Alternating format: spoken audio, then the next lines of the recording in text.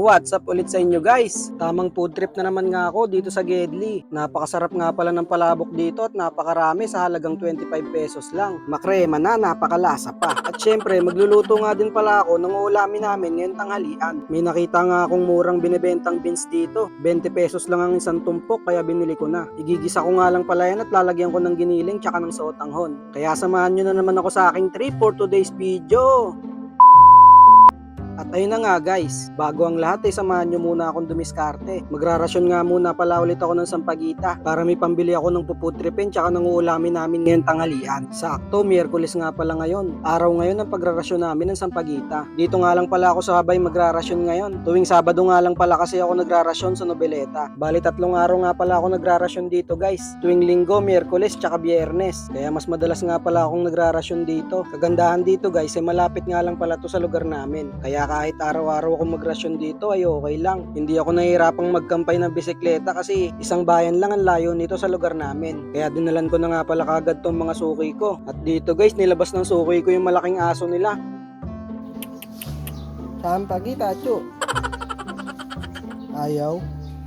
Luwag. At ayun guys, wala daw yung amo niya. Kaya hindi daw muna sila bibili. Joke lang. Nakakatuwa lang talaga yung mga ganong kalalaking aso. Dumaan nga muna pala ako sa suki ko na nagtitinda ng mga gulay. Napakamura nga lang pala dito guys. 20 lang ang isang tumpok ng mga yan. Kaya maaga pa lang ipaubos na sila. Tama. O, 30 na lang sa ito. Yun.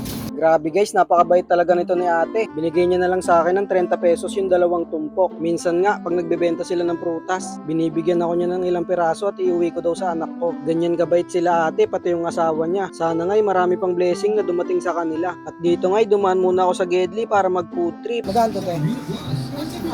Dito, te. Ito na lang.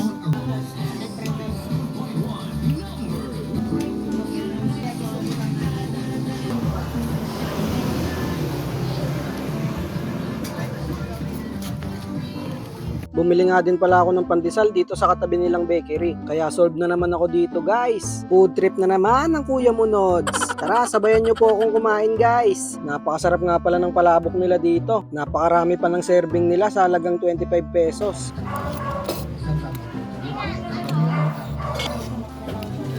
Ang aga-aga niya na nagay.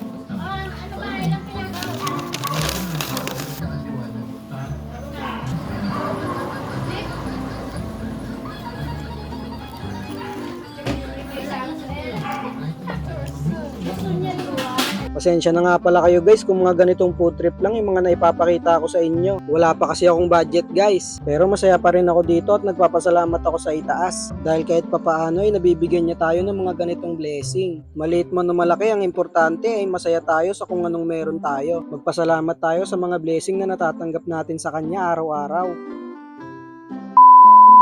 Pagkatapos kong kumain ay nag-bike na ulit ako para makapagrasyon na ulit. Paubos na nga rin pala tong mga dala kong sampagita. Mga 4 na bahay na nga lang pala yung dadalan ko at uwian na. At shoutout nga pala kay Melody Nobleta, Kim De La Cruz Gianan, at saka nga pala kay Red Stories. Maraming salamat po guys sa inyong suporta. At kung gusto nyo rin pong magpa-shoutout guys, mag-comment lang po kayo dyan sa comment section. Libreng-libre lang po magpa-shoutout dito guys. Shoutout din nga pala dito kay ate na kumakaway pa dito sa video natin. Dito ay bumili na nga pala ako ng giniling tsaka nitong sotanghon na ilalagay natin sa beans mamaya. Dumaan na nga rin pala ako dito sa bilihan ng mga isda. Bibili nga lang pala ako dyan ng mga ilang perasong galunggong. Masarap kasing partneran yung ginisang beans ng piniritong isda. Pagkatapos ko nga bumili, umuwi na kagad ako.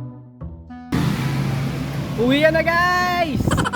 Napakasaya ko nga pala dyan guys kasi natapos na naman ang isang araw na trabaho. Kahit pagod na masaya pa rin at nakangiti pagkatapos. Basta ang mahalaga ay malayo sa disgrasya at safe tayong makakauwi sa ating mga tahanan. At pagka-uwi ko nga dito, iniwa ko na kagad tong mga beans. Lulutuin ko na nga kagad to kasi tanghali na. Kung nagustuhan nyo nga pala tong video na to guys, huwag nyo kalimutang i-share para marami pa pong makapanood sa aking video. Paki-like and follow na nga rin po pala ng aking page. Marami pong salamat. Napakalaking tulong po nun guys, lalo na sa mga katulad kong nag-uumpisa pa lang sa ganitong larangan. At sa mga katulad kong small content creator pa lang, wag na wag po tayong susuko at ituloy lang ng ituloy kung ano yung ating mga nasimulan. Wag na wag po tayong maiinip. Balang araw ay magbubunga din lahat ng ating mga pinaghihirapan. At balik na nga tayo dito sa ating pagluluto. Ginisa ko na nga pala dyan yung sibuyas bawang at inilagay ko na tong giniling. Hinintay ko nga lang palang maluto ng konti yan at inilagay ko na tong paminta. Hinalo-halo ko lang saglit pagkatapos ay sinunod ko na tong beans.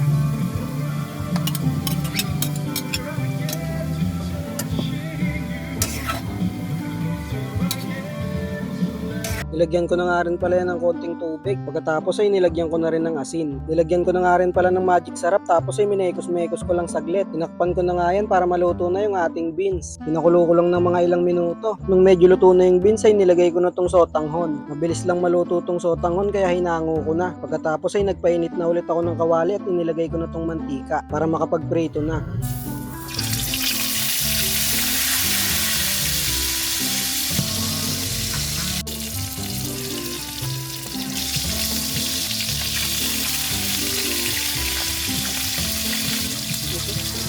At dito sa part na to guys ay naghahain na ako para makakain na kami. Tanghali na rin kasi. Thank you na naman po Lord sa blessing ngayong araw.